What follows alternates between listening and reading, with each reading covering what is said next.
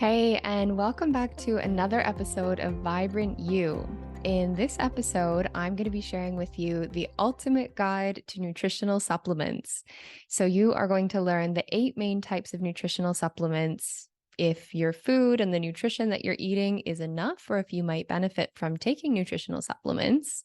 You're going to learn the most common supplement scams out there and how to avoid those, the best supplements to take and my top recommendations, and what to look for when buying nutritional supplements so that you can get the best quality products to support your health and well-being.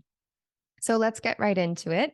What are nutritional supplements? Very simply put, nutritional supplements are just that. They are medicines and tinctures and herbs and vitamins and minerals designed to supplement your healthy diet and nutrition and lifestyle and healthy living. So it's a bit of an ocean out there when it comes to nutritional supplements and the different types and the possibilities of what you can be taking. And it's really easy to get lost in that. So my hope with this episode today is to demystify the basics and give you everything you need to kickstart your journey into healthy nutritional supplements to optimize your body, your mind, and your health.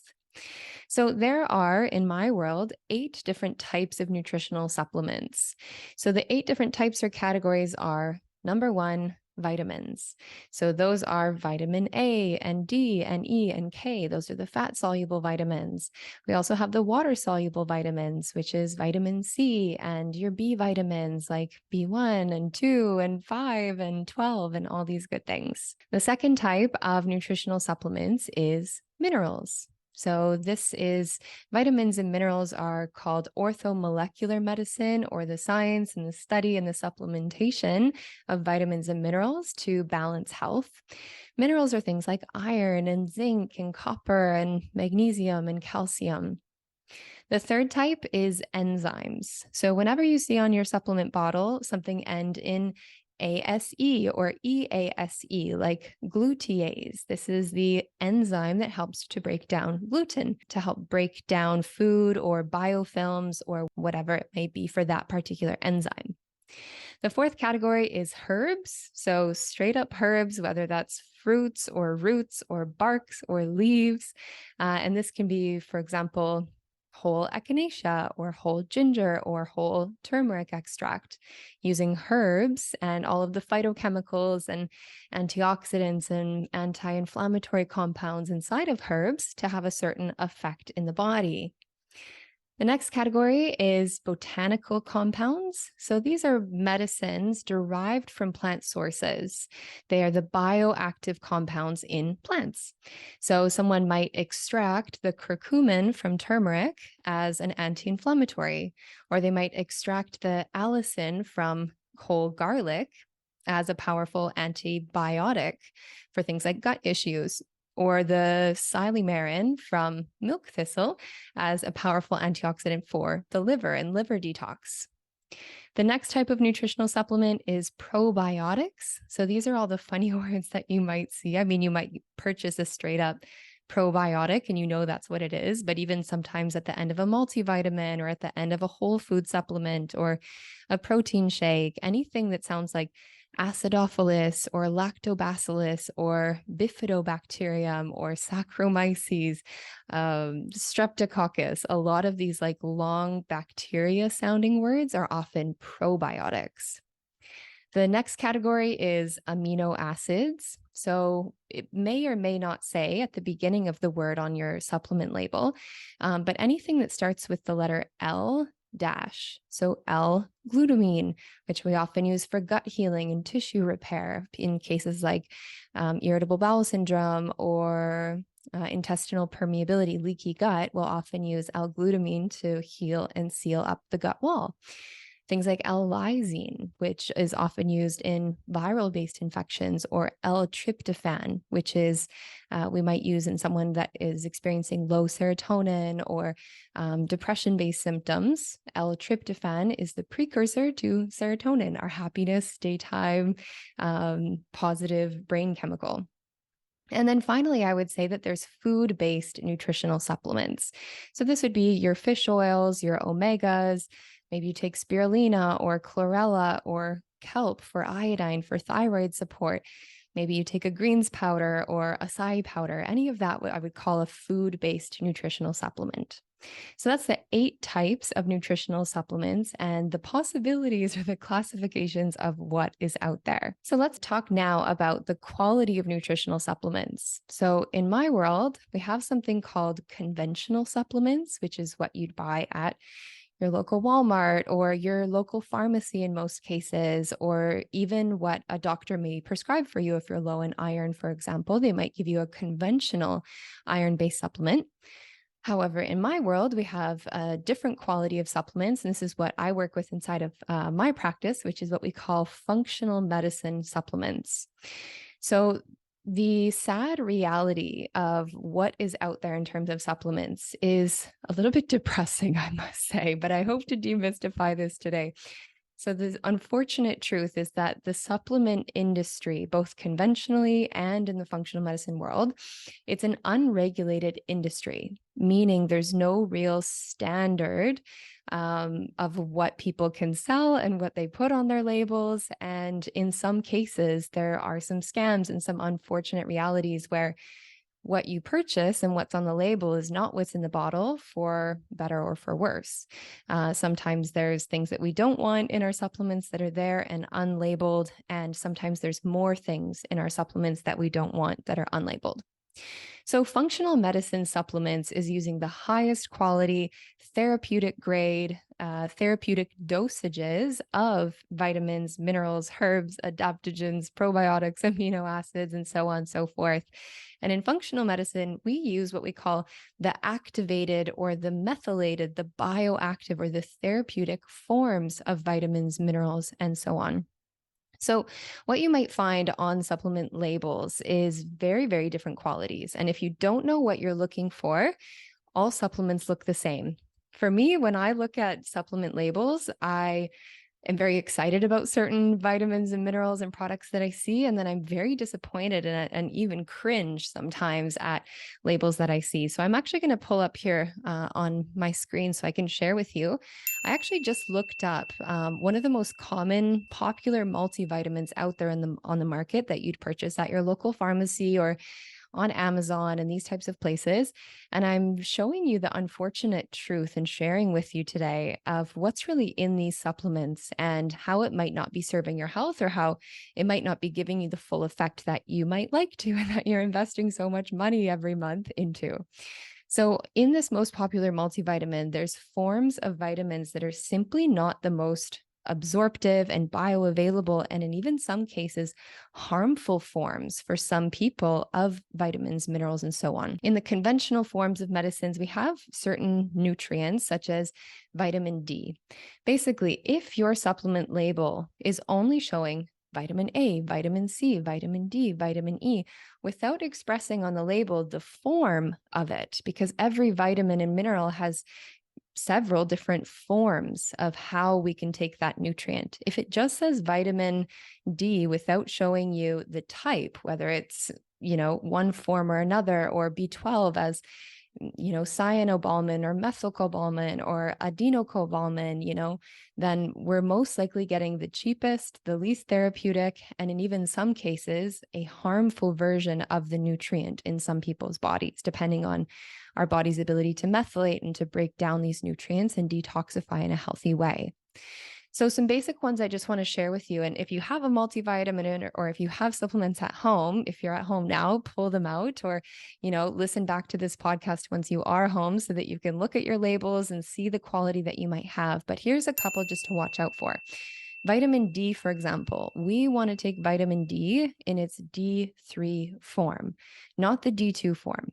D2 is not very bioavailable. It's very difficult for our body to break down. And on labs, I've even seen very high, very toxic levels of vitamin D2 in people that were supplementing all this vitamin D, right? We hear, for your immune system, for bone health, for mood, for, seasonal depression disorder, take all this vitamin D. But if we're taking it in the D2 form, we're not really breaking it down effectively. So we want vitamin D3, and there's both a vegan and an animal-based source. Vitamin D3 you can get from vegan vegetarian sources from lichen. Okay, B12, this is another common one In the conventional based one, it says vitamin B12 as cyanobalamin, and this is so disappointing to me. This is the least bioavailable, the cheapest form of vitamin B12 in the form of cyanobalamin. Cyanobalamin is essentially a cyanide particle, cyanide, that toxic stuff that in high doses is lethal, and a cobalamin particle, which is a B12 particle. Put it together, you've got cyanobalamin. So this is the least bioavailable form in so many people that have methylation-based issues, which research is now showing that 30 to 40% of the population, and some researchers and doctors would say that it's actually a much higher percentage, have what we call a genetic mutation that inhibits our body's process of methylation, which is our body's ability to break down nutrients from their inactive form to the active form that our body needs to be able to go through cellular activities and organ-based activities. So cyanobalamin is a no-go when it comes to methylation issues. And in so many people's bodies, they will benefit so much more from a methylcobalamin form. Okay, then we've got folic acid. So unfortunately, conventional-based supplement labels, you see folic acid. So many pregnant women are taking folic acid, and this is not the most bioavailable form. It can build up in the body. It can cause toxicity. And again, for people that have methylation-based issues, which is nearly half of the population, your body can't break that down. You're not actually getting the folate or the methylfolate that you need to absorb it effectively. And there's some very scary studies out there and research on the connection between folic acid and even miscarriage, which is so sad considering people take folate and folic acid for healthy pregnancy. So we want to be looking for a methylfolate-based form, which is a methylated or an active form of folic acid that helps our body to break down this nutrient and to be able to uptake and use it effectively. Same goes for a lot of the minerals. So minerals, zinc and copper and magnesium and calcium, a lot of the conventional based supplements, again, they go for the cheapest form. They're in it for profit. They're not in it for people. And the unfortunate reality is that they'll use a lot of mineral based ingredients that are in their oxide form. So in terms of absorption of nutrients, whenever we see magnesium oxide or zinc oxide or copper oxide as cupric oxide, we're not getting the most bioavailable form. And for a lot of people, this causes a lot of gastric upset. It can cause, when you take zinc oxide, some people just straight up vomit. If you've ever taken zinc and had an upset stomach, it can be that you just took it on an empty stomach. I've been there. But also the form makes a big difference. And when you go to the doctor for iron-based deficiency, they'll often prescribe iron oxide, which is a mineral-based form versus an amino acid-based form of the mineral. And it's very heavy, very hard to break down. We're not absorbing it as effectively as we could from different sources of iron. So, general rule when buying nutritional supplements: don't buy your nutritional supplements where you can buy your toilet paper. You don't want to be buying these things at your local Walmart or your local Target. Don't buy your supplements on Amazon. We'll get into some of the scams in a moment, but we want to be purchasing our nutritional supplements from a practitioner, from a functional medicine company, from a doctor that has ideally a functional medicine doctor, orthomolecular doctor, a naturopath that has formulated these in a very intelligent way.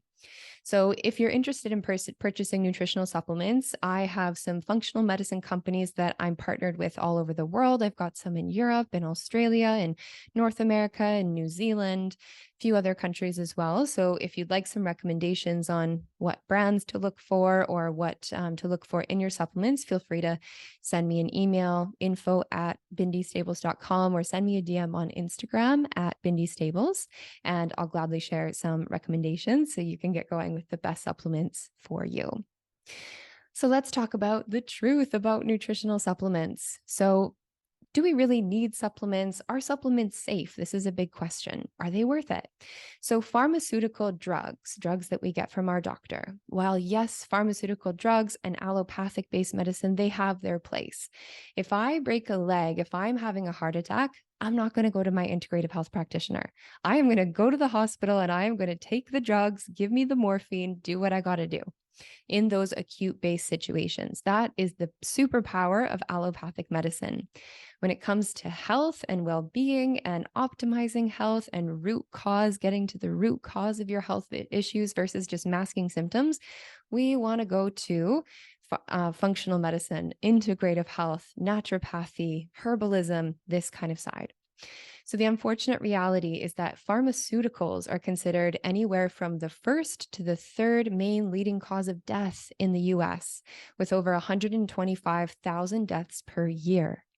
So many adverse reactions to pharmaceutical drugs. In terms of the safety of nutritional supplements, you are 62,000 times more likely to die from a pharmaceutical drug than a food-based supplement, and 7,750 times more likely to die than taking herbal remedies. Yes, there are possible drug interactions, right? We do need to be cautious and careful, and we should really have guidance and support when it comes to nutritional supplements, right? And we're far more likely to have side effects and adverse reactions to pharmaceutical drugs. So we just need to know the facts in that. There are some drug interactions. So if you are taking pharmaceutical drugs for a thyroid-based issue or for a heart issue, or you're taking beta blockers or antidepressants, we do need to know the contraindications. And please work with your health practitioner, or if you're a client of mine, an integrative health coaching client, then we would speak about this together. But some common drug interactions of ones that you really should know if you are on any of those. If you are on an SSRI, you're on an antidepressant, a serotonin reuptake inhibitor, you do not want to be taking something like 5-HTP, 5-hydroxytryptophan, which is the precursor to serotonin. This is not good. Same with, you don't want to be taking things like St. John's wort, which is a powerful herb for, it's a natural antidepressant, helps with serotonin production, helps calm the mind and the nervous system. We don't want to take that. If you're on any blood thinners for any heart-based issues, cholesterol-based issues, you do not want to be taking fish oil. There's a contraindication there because they're both blood thinners. Fish oil omegas are a blood thinner, so there's a contraindication there. And then finally, with fat-soluble based nutritional supplements, so vitamin A, vitamin K, vitamin E, and D, we can get, if we take a copious amount, which most nutritional supplements you'd never get there, but I have seen people take copious amounts of vitamin D, and it can build up to toxicity. If you're taking it, in the range that's listed on your nutritional supplement, if you're following the guidance of your health practitioner, you'll likely never get anywhere near that. But we do need to know that, that there are, it is the possibility of that buildup. So take supplements wisely, take them in proportion, take them in moderation, take them as advised by your health practitioner. Do you really need nutritional supplements? My answer is probably. So the unfortunate reality is that maybe at one time in our history, we used to be able to get all of our nutritions, all of our daily required, needed vitamins, minerals, antioxidants, amino acids, everything from food. The unfortunate reality is that our soil quality these days is in significant decline. For example, our soil maybe 50 years ago had significantly more vitamins and minerals in the soil, which translated into the vegetables and the fruits that was growing in that soil. But because of modern agriculture and farming practices these days, and just the depletion of soil quality, you would have to eat, 10 carrots to get the same amount of vitamin A 50 years ago. You'd have to eat 10 carrots today as what would have been the same amount of vitamin A in, 1 carrot 50 years ago. And there's so much research now. You can go to ewg.org and look at the research on soil quality decline. So the reality is that soil quality is declining. The storage and the transportation of foods these days, we're not getting foods that are ripened on a vine. They're ripened in a box. They don't get the same amount of nutrition in them. There's so many genetic modifications of the foods that we're eating. So there's just simply not the same nutritional value in GMO foods as there was in heirloom-based tomatoes, for example. And finally, people with methylation-based issues, you can be getting all the right amount of nutrients, but if your body's not assimilating it, if you have gut-based issues, you're not absorbing that nutrition, or methylation-based issues, you're not absorbing it. And finally, we have an increased level of stress, and our body is simply demanding more. The lifestyle that we have now is not like it was 100 years ago. The demand, physical demand, mental, emotional demand, the stresses, on people's bodies today, we simply go through so much more vitamins and minerals when our body's stressed than when we're kind of like chill and everything's good and fine. So, short answer, I believe that most people would benefit from nutritional supplements. Now, if you're in doubt, what we can do is we can lab test, because yes, we can get toxic levels of certain vitamins and mostly vitamins and some minerals as well, iron and zinc and copper. It can become toxic for sure. And in some cases, we might not need that nutrient. And, people say, oh, vitamins are just, expensive urine. And yet, in the quantities that we're taking it does matter. We want to find that middle path. So, what do we want to look for when we're looking for nutritional supplements? As I mentioned, it's unfortunately, an unregulated industry. I wish that there was a bit more regulation, as in people can't make claims that aren't true. And I don't actually personally want the pharmaceutical industry to regulate it, because they have a very, very different approach to health and well-being. And I don't necessarily want them to regulate this, because they'll put their interpretation on it. And they're certainly not going to listen to the advice of functional medicine doctors, nutritionists, people that have been practicing holistic and integrative medicine for hundreds of years. They'll put their own, take on it. So fortunate, unfortunate truth. What do we want to look for? We want to look for on our label, we want to see a GMP stamp, good manufacturing practice certified. This means that it has good overall standards, consistent quality. We want to look for something that's third-party tested, which every functional medicine-based supplement company is third-party tested. So that means that the dosage matches what's actually on the bottle. So what you get in the supplement is what is on the label, and it's tested for things like heavy metals and toxins and chemicals in small batches. So you just know with crystal clarity, you're getting what you know to be getting, nothing less, nothing more. We want to look for formulas that are based on a clinically studied dosage. So the unfortunate reality is that, yes, the benefit of curcumin is anti-inflammatory and anti-cancer and antibacterial. However, a supplement company just has to put 1 tiny milligram of it into a supplement to make that claim. You're not actually getting a dosage that's going to do anything for you. So it needs to be based on a formula that has a clinically studied dosage. You're getting it at a dosage that is effective. You want to look for a company that has fresh products. So we typically want it for nutritional supplements. It depends. It's a little bit too big of a topic to get into today. Maybe I'll dedicate a whole other episode to it. But certain nutrients expire faster than others. Certain herbs expire faster than others. But a general rule is that we need these supplements to be fresh. So we want to ask our supplement companies, how long are these things sitting in capsules for? How long until this thing expires? We want to look for labels that are common food sensitivity free. We don't want this funny stuff in our supplements, especially if we have sensitivities. But in most cases, these are ingredients that would cause inflammation. Not good. And then finally, we want to look for no other weird ingredients. So I'm looking back at the conventional multivitamin. At the bottom of the supplement facts or supplement label, you'll see other ingredients. And in here, there's some weird stuff. We got starch, probably from a GMO source, from potato starch or corn starch that is genetically modified, causing inflammation in the body. Not cool. Silicon dioxide. Why? Titanium dioxide. There's no point in that. Artificial colors. Whenever you see letters and numbers combined, FD&C blue, number 2, FDAC yellow, number 6, this is toxic. We do not want artificial colors and flavors and weird stuff in our supplements, especially when we're taking it for health. A functional medicine company would never add these types of things. This is clearly someone that's going for marketing and money and profit over people. What are the 4 scams to watch out for when it comes to our nutritional supplements? Okay, let's say you go online and you go on Amazon and you want to buy some magnesium.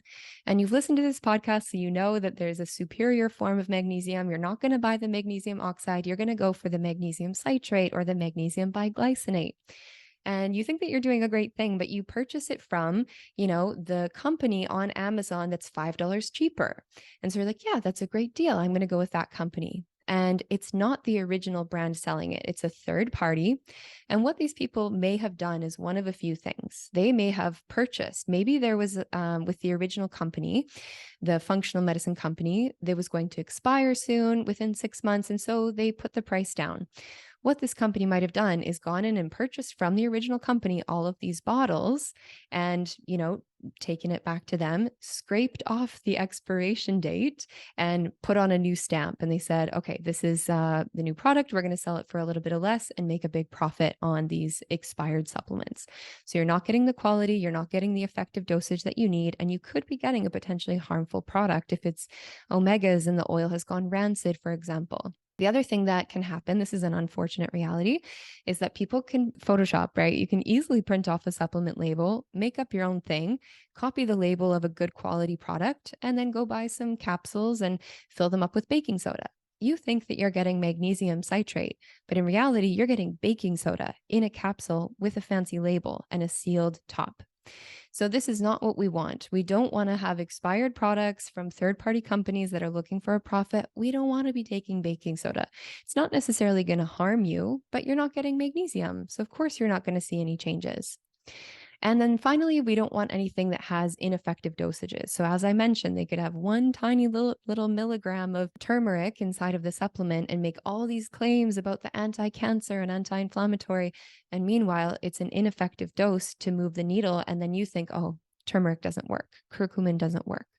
So this is the unfortunate reality. General rule, you want to be purchasing your nutritional supplements either directly from a qualified functional medicine nutritional supplement company, or ideally from your practitioner who has made specific recommendations for you. How to interpret your supplement labels. On your label, we have supplement facts. We have our serving size. So some people miss this. They think just one tablet, one capsule, whatever it says as your serving size. But in functional medicine companies, to get the actual amount that is a therapeutic dose, sometimes multivitamins, one serving size can be 2 or 3 or even 4 capsules. So if you're only taking one a day, you're only getting potentially half or a third or a quarter of the dose that you would actually need. So something to watch out for. We have all of our ingredients of what's in there. We might have a percentage based on our daily value of our daily recommended intake. And then we have our other ingredients. So ideally, we want to have no weird stuff, no artificial colors, no artificial sweeteners, no words that you can't pronounce. This is a good general rule. So how do we store our nutritional supplements? Most commonly, nutritional supplements should be stored in a cool and dry place in their original containers, and they should be used before their expiration to assure the full potency. In some cases, we'll keep it in the fridge with some types of probiotics or some oils or some food-based products, but in most cases, just a cool, dry place, good enough. You don't want it exposed to heat or direct sunlight because it can reduce the effectiveness of some products, as well as it can actually make things go rancid, which we don't want. And then finally, I want to share with you what are the best nutritional supplements to get started with. So the best thing is to work with your integrative health practitioner to see what would be the most beneficial for you based on what goals you have when it comes to your health and well-being. If you lab test, that gives us some direct correlations as to where to start. However, in most people's situations, a great place to start, it's not very sexy. There are some very fun, exciting supplements out there. Maca for energy and vitality, echinacea for, immune boosting, milk thistle for, liver detox. But the reality is that your body's not deficient in these things, but likely you have some very simple vitamin and mineral deficiencies. So my top recommendation for a supplement to begin with is a good old-fashioned multivitamin and multi-mineral. Get your bases covered when it comes to your foundational nutrition, such as your vitamins and minerals. This is going to be the most important supplement that you need to get started with. My next recommendation would be a good old greens powder. So you're getting food-based supplements, you're getting a couple extra servings of greens and superfoods. This is a great place to start. And then I'd say, something like an omegas, as long as you're not on any heart medication or blood thinners, probiotics. I'm hesitant to say that because if you have gut issues, sometimes probiotics make it worse until you've cleared out any imbalances in the gut. But generally, this is a great place to start. And the top recommendation would be a good old fashioned multivitamin and mineral, or ideally, you can work with a functional medicine company that is an all in one. So, for example, every single morning, I have a smoothie and I add in it a daily nutritional support shake powder, which is 20 grams of protein, a multivitamin, a multi-mineral, antioxidants, amino acids, all of the goods in one convenient serving. So that is what I wanted to share with you today, the ultimate guide to nutritional supplements. And if you are looking for support when it comes to your health, any chronic health-based issues, whether you're looking for cognitive support, you're looking for more mental clarity, better energy, you're looking for solutions to heal your gut issues or hormone-based issues, then send me a DM. I'm an integrative health practitioner and I specialize in women's cognitive, hormonal, and digestive based health. So if that's you and you're looking for support and you'd like a customized wellness plan, including all of the amazing supplements that would be most beneficial for you, and you'd love my support in that, send me a DM on Instagram at Bindi Stables, and I'd love to hear what your health goals are. So that's all for today. Thank you so much for listening, and I'll see you back for another episode real soon. Take care.